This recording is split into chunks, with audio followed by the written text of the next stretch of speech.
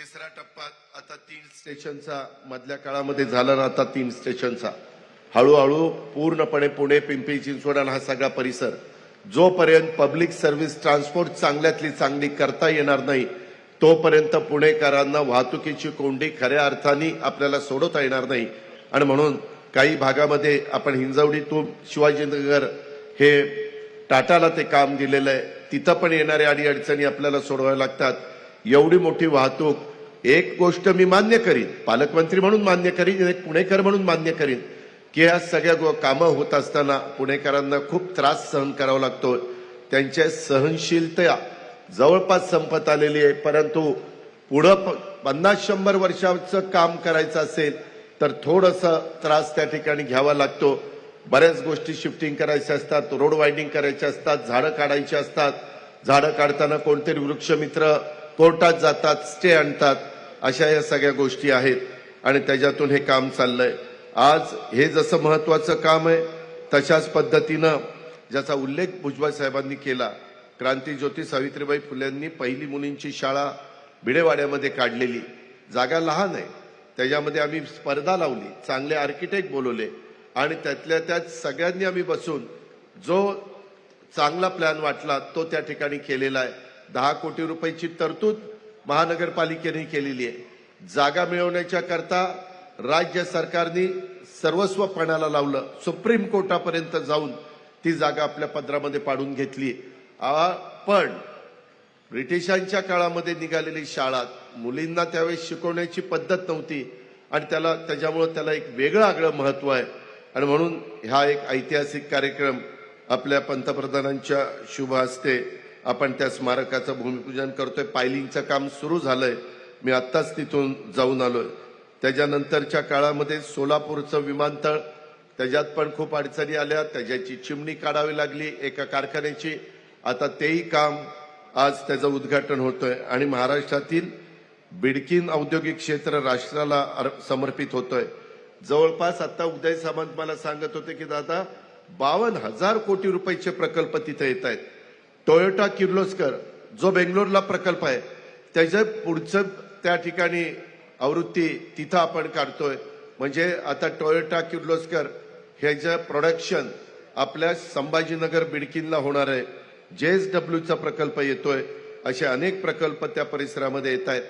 तरुणींच्या हाताला रोजगार मिळावा, त्याच्यातून मोठ्या प्रमाणावर अर्थव्यवस्थेला गती मिळावी, चालना मिळावी, अशा पद्धतीचे हे महत्वाचे कार्यक्रम आज पंतप्रधानांच्या शुभ हस्ते होत आहेत। त्याचं समाधान निश्चितपणे आमच्या पुणेकरांना पण आहे, आम्हालाही सगळ्यांना त्या ठिकाणी आहे, हे पण आपण सगळ्यांनी ध्यानामध्ये घ्यावं। मागच्या काही दिवसात आदरणीय पंतप्रधान नरेंद्र मोदी साहेब तिसऱ्यांदा देशाचे पंतप्रधान झाल्यानंतर पालघर जिल्ह्यातील वाढवण बंदराचं भूमिपूजन 76,000 कोटीचा कार्यक्रम तो आपल्याला त्यांनी पहिल्याच कॅबिनेटला दिला। लखपती दिदी संमेलन 3 कोटी लखपती दिदी देशात करायच्यात, त्याच्यातल्या 50 लाख आपल्या महाराष्ट्रातल्या करायच्यात, तो कार्यक्रम आपण त्या ठिकाणी केला। विश्वकर्मा योजनेचा प्रथम वर्धापन दिन, अमरावती PM मित्रा टेक्सटाईल पार्कचं भूमिपूजन, हे 2 कार्यक्रम तिथं अतिशय महत्वाचे झाले। वंदे भारत ट्रेनला पण हिरवा झेंडा पंतप्रधानांनी दाखवला, इथून कोल्हापूरला ट्रेन गेली, कोल्हापूर पुणे नागपूर सिकंदराबाद पुणे हुबळी अशा पद्धतीनं तोही कार्यक्रम आपण केला। असे हे सगळे महत्वाचे कार्यक्रम होत आहेत। निश्चितपणे एक ह्या देशाला खऱ्या अर्थाने सर्वांगीण विकास करत करत पुढे न्यायचं आणि सर्व घटकातले प्रश्न सोडवायचे, हीच भूमिका देशाच्या पंतप्रधानांची आहे।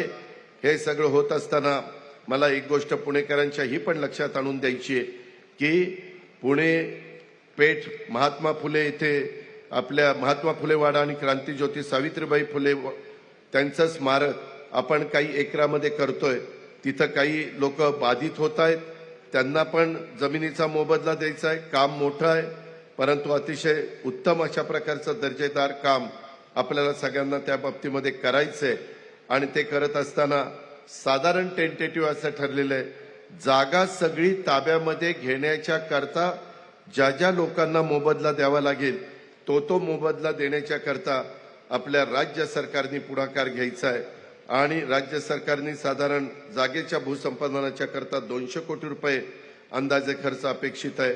5,310 चौरस मीटरचं काम आणि एकीकडे 10,942 चौरस मीटरचं काम आणि 516 मालक आणि 285 भाडेकरू आपण राज्य सरकारच्या मार्फत काम करत असताना कुणालाही वाऱ्यावर आपण सोडत नाही. आताही सेशन कोर्टाच्या इथं आपली जिथं आम्ही नंतर ट्रेननी स्वारगेटला बसणार आणि सेशन कोर्टला निघणार तिथं देखील ज्यावेळेस कामगार पुतळा सिद्धार्थला माहितीये, बाकीच्या पण माझ्या सहकाऱ्यांना माहितीये, सिद्धार्थ शिरोळ्यांना फार अडचणी आल्या. आज स्वर्गीय गिरीश बापट साहेबांची पण मला आठवण येते. त्यांनी देखील या कामामध्ये फार मोठं योगदान दिलेलं होतं. त्यांचाही त्याच्याबद्दल फार पाठपुरावा होता. हे आपण कदापि विसरू शकत नाही. मी त्यांना भावपूर्ण श्रद्धांजली अर्पण करतो. आज निश्चितपणे त्यांना वर एक समाधान वाटत असेल की आपण सर्वांनी मिळून, तिथं राजकारण आम्ही येऊन दिलं नाही आणि सगळ्यांनी मिळून पुणेकरांच्या फायद्याच्या लोकशाही मराठी ऐका, पहा, जागरूक रहा.